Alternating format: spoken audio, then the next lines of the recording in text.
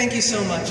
This man right here, much of what you heard about me would not have been possible if it were not for Al Jaffe and so many other executives at ESPN for not only giving me an opportunity 25 years ago, I know it's hard to believe, but also for showing me what it means to be a true journalist. And for that, I will forever be thankful to teach me about it's about people and not the process. Congratulations to my fellow honorees. And congratulations to the class of 2015 here at Emerson.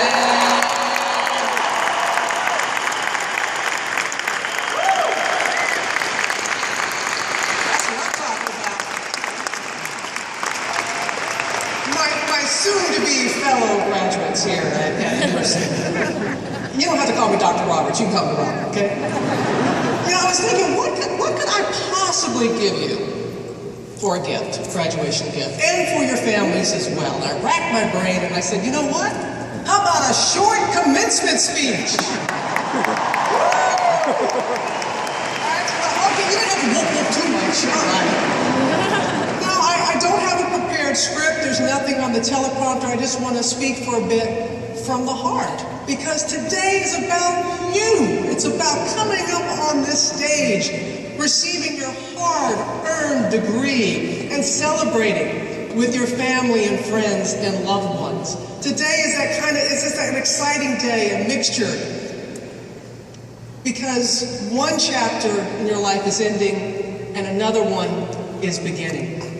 And I'd like to think that it wasn't that long ago that I too was sitting at my commencement at Southeastern Louisiana University. We were the Lions as well. Yeah, so we have that in common. And like you, I was so excited. And like some of you may be right now, I was fearful too.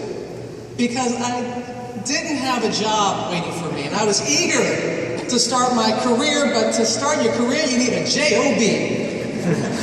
And I did not have that for me right then. But like you, I had put myself in position for some good things to happen. Proximity is power. You can wish, hope, and pray all you want. I'm a very spiritual person. Start every day with the prayer of protection. But if you don't put yourself in position for these good things to happen, you're going to make things a little more difficult for you than need be. I learned that through playing sports. I wanted to be a professional athlete when I was growing up in Mississippi, but there's a little thing called, what was that again? Ability that you must also have, not just passion and heart. I was a state bowling champ when I was 12 years old. You know, hey! Right. Tennis was my first love. I would come off those courts in Mississippi and I would curtsy like I was at Wimbledon, eat strawberries and cream. But being this height, which I have been since the 8th grade, a basketball was put in my hands. But I realized that though I didn't have to get in the proper position to rebound and score when I was in the 8th grade, by the time I got to high school, people were catching up with me in height. I knew I wasn't going to be that professional athlete, and I decided, you know what, I still want to pursue my passion at that time for sports. And I decided my senior year, I'm not going to be a pro athlete, I'm going to be a sports journalist. And to achieve that, I needed a college education, and to do that, I needed a college scholarship. So my team still needed me to be a post player in high school, but no one wanted a 5'10" post player. They're not going to give a scholarship to a 5'10" post player. So on my own time, I had to learn a new position so I could get that scholarship. So I was in that hot, steamy gym at lunchtime, before and after school, learning that sweet 18-footer off glass, not because I wanted to be freshman of the year at Southeastern Louisiana University, which I was, please hold your applause. And I wasn't in that hot gym going to my lap to shoot that sweet 18-footer because I wanted to be MVP 2 years running at Southeastern Louisiana University. Again, like you, positioning myself, putting myself in position for some good things to happen. So I'm there at Southeastern, I have the scholarship, and then, I'm sure you've realized this too, you look around and there's a lot of people who want to do what you want to do. And so you realize, you know, I gotta have a little bit more. I needed some practical experience. And so I went to the local radio station in Hammond, Louisiana. And you are very fortunate to have 2 great stations here. I gotta tell you, the What is it? The underground sound of Emerson? Yeah, baby. You're very, very fortunate. I had to go to the local station in town in Hammond, Louisiana, and I said, you know what? I need to get some practical experience. I'm majoring in communications. I'm playing on the basketball team. I want to be a sports journalist. Can I be your sports director here at the radio station? And they said, yes, you know, you're doing really well. We've checked up on you. Tell you what, before your 8 o'clock class, you can come in. You can have your own sports shows. You can have your own sports talk shows. And I think, ask and ye shall receive. This is terrific. And they said, oh, did we tell you you're going to have to DJ on the weekends? And I'm like, you know how it is. I don't really have time to do that. And they said, oh, did we tell you? We're a country music radio station. Okay, I remember it oh so well. WMPR 14 Country, hometown country friends since 1947. Ron Renee here, Butch on Saturday night for the best in country music.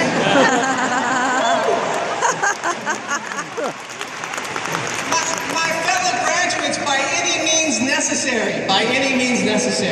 And now I am the biggest country music fan that you will ever see. That's where it all started, in Hammond, Louisiana. Again, I was putting myself in position as you are. I was willing to make the necessary sacrifices, doing things I didn't want to do at that time, but knew that it could lead to something. And then I had that practical experience, and no one's really wanting someone who looks like me to be their local sports anchor or reporter. I was receiving full-time offers in news and received one part-time position in sports, $5.50 an hour, 30 hours a week, to be the weekend sports anchor in Hattiesburg, Mississippi. I didn't hesitate to take that part-time position over the full-time offer because I was dreaming big, what we were talking about earlier. Dream big, but focus small on those day-to-day things that will ultimately get you to your goal. And so I did that and was there in Hattiesburg, then Biloxi, then Nashville, Tennessee. So the country music came in handy, living in Nashville for a time, Atlanta, Georgia, and then thanks to Al Jaffe, who I answered the sports question right for the interview, the Heisman Trophy winner. You remember? Andre Ware, 1990. And I said to him, I know it was that long ago. I knew at that time that I had done the work necessary to get there. And one of my first assignments that I received was Wimbledon. I made it to Wimbledon. I did. I didn't have a tennis racket in my hand. I had a microphone. But my point being, you've got these wonderful dreams. They may not quite look like you think they are when you obtain them. But boy, are they every bit as gratifying to dream big and focus small and when those dreams happen like that. And so I was grateful to be at ESPN. And then I was also very fortunate that I was getting opportunities to move on and to do other things. And at first I was saying no, because you got to be willing to venture outside of your comfort zone. And being at ESPN and being involved in sports is my comfort zone. You have to be willing to venture outside of that. And don't get in the habit of saying no. I said no for so long about being in news that I didn't even mean it anymore. And so do not get in the habit of saying no. And don't worry about the fear factor. Come on now. Everybody in here has felt it, will feel it. It is something that you have to realize that if you wait for it to pass, you're going to be sitting on the sidelines for a very long time. And what I have found is that when fear knocks, and it will, to let faith answer the door.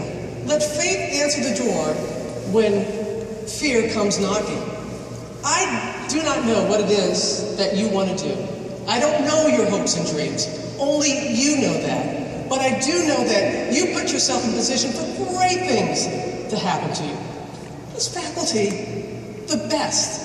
They care, they nurtured you, they challenged you, they loved you. Your loved ones who are here. This is the moment that you have dreamt about, and you have made it possible. So you already have your formula for success. Whatever it is that you want to do, you have your own personal. Remember what you did to get here to this very moment. As I said, I don't know what it is that you wanted to do, what to do. I didn't know when I was sitting where you are. I had no idea what the future held for me. I had no idea that I would face cancer not once, but twice, and still be here. And to my fellow overcomers, thrivers that are here, we are all just a little bit stronger than we think we are. And those wonderful lessons that you learn can help you when you face those challenges, and we all will. I wish I could say it's all going to be just like today, wonderful and exciting. The majority of it will, because I'm an optimistic person. And optimism is like a muscle that gets stronger with use. Get in the habit of being optimistic, it makes it a lot easier. But there will be challenges in front of you. There will be times that you will be tested. And the trick is not to look at it as a negative, but to take time to understand and try to find the meaning behind why it is you have been placed in that situation. The situation is not the tragedy. It's if you don't take the time to understand the meaning. So I didn't know that I was going to face that and get by that. I didn't know I was going to be working at ESPN. You don't know what's in your future. I didn't know I was going to be at GMA interviewing presidents,